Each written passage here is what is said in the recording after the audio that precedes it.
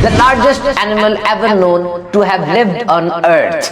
देखिए इस दुनिया में बल्कि पूरी कायनात में हर चीज का कोई ना कोई मकसद है, चाहे यहाँ दूर 147.84 मिलियन माइल्स दूर चमकता सूरज हो, हर एक का कोई ना कोई मकसद है। Every creation is having a purpose. अब इस ब्लू व्हेल को देखिए, इसका वजन 1,36,000 किलोग्राम होता है, यानी 30 हाथियों के बराबर। इसकी तो जबान एक हाथी के वजन के बराबर होती है, और जब इसका बच्चा पैदा होता है तो रोजाना वो बच्चा 90 किलोग्राम वेट वो गेन कर रहा होता है। ब्लू व्हेल की लंबाई 100 फुट तक हो सकती है, और इसकी जो उम्र है वो 80 साल या 90 साल होती है। ब्लू व्हेल की उम्र का अंदाजा साइंसदान कैसे लगाते हैं, आपने देखा होगा जो दरख्त है उनकी उम्र का अंदाजा कैसे लगता है कि उनके अंदर रिंग्स होते हैं, उसके तने में उस रिंग्स की गिनती की जाती है और एक रिंग 1 साल की निशानदही करता है। इसी तरह ब्लू व्हेल के कान में वैक्स जमती है, जिस तरह इंसान के कान में भी वैक्स होती है, और हर 6 माह के बाद उस वैक्स की एक नई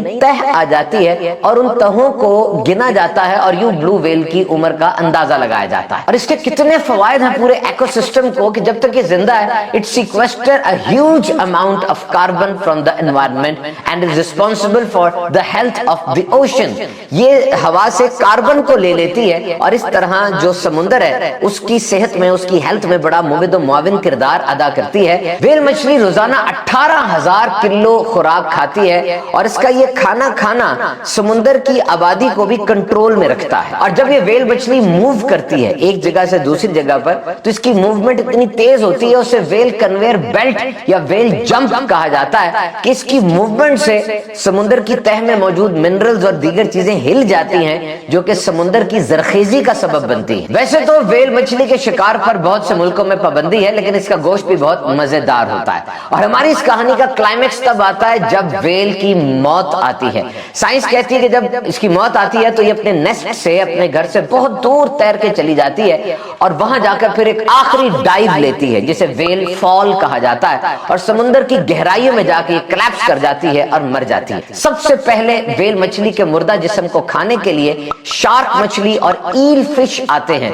ये ईल फिश वो मछली है जिसमें बिजली निकलती है। जब भी इससे शिकार करना हो या इसको कोई थ्रेट हो एनवायरनमेंट से, इसके जिस्म से 800 वोल्ट तक बिजली निकलती है। ये व्हेल मछली को खा जाते हैं और उसके बाद फिर टाइनी वर्म्स आते हैं, छोटे छोटे बैक्टीरिया, पैरासाइट्स जो व्हेल के साथ चिमट जाते हैं और बाकी जो कुछ बचा उसको खाना शुरू कर देते हैं। और उसके बाद अब ज़ॉम्बी वर्म्स आते हैं। ये वो जरासीम हैं जो कि हड्डियां खाते हैं और आके ये व्हेल मछली के उस ढांचे के ऊपर फैट्स और प्रोटीन्स को तहलील कर देते हैं। और फिर सिम्बायोटिक वर्म्स आते हैं। सिम्बायोटिक वर्म्स ये वो कीड़े हैं जो अकेले नहीं बल्कि दीगर जानदारों के साथ मिलकर उस मछली के ऊपर काम करते हैं। सारा ढांचा व्हेल मछली का मेल्ट होकर समुद्र की तह में चला जाता है, जो कि समुद्र की जरखेजी का सबब बनता है। और ये सारा अमल जो मैंने आपको बताया मौत के बाद का, ये 100 साल में तकरीबन मुकम्मल होता है।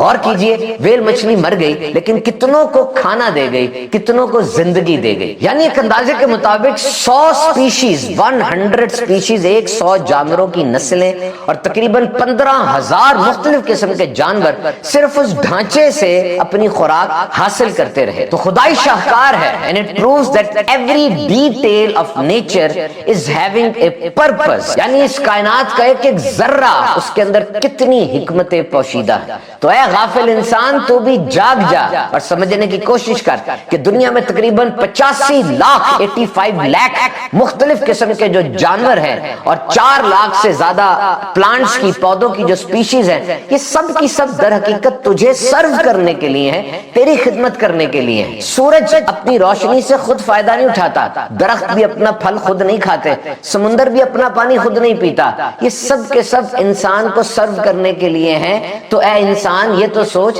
कि आखिर तेरी तख्लीक का मकसद क्या है। खालिक कायनात ने फरमाया, और मैंने जिन और इंसान इसलिए बनाए कि मेरी इबादत करें। नमाज, रोजा, हज, ज़कात, ये तो बुनियादी पिलर्स हैं, सतून हैं। इसके अलावा जो भी काम हमने करने हैं, कंप्यूटर वाले ने लैपटॉप के पीछे बैठना है, इंजीनियर ने प्रोजेक्ट पे काम करना है, डॉक्टर ने नुस्खा लिखना है, सहाफी सहाफत करेंगे, वकील वकालत करेंगे, जिस किस्म का जो भी काम आप कर रहे हैं, इस अंदाज से करना है कि अल्लाह राजी हो जाए। इस्लाम के उसूलों को समझकर उन बाउंड्रीज का ख्याल रखते ہوئے، حد درجہ خیال رکھتے ہوئے اس کام کو پرفارم کرنا ہے۔ تو تاجر لین دین کرے یا پھر گھر دار خاتون وہ برتن دھوئے، اس مقصد کو ضرور یاد رکھے کہ میں اس دنیا میں آیا تو اس لیے آیا کہ میں اپنے اللہ کو راضی کروں، اپنے اللہ کی عبادت کروں۔ اللہ تعالی ہمیں اپنا مقصد پہچان لینے کی توفیق عطا فرمائے۔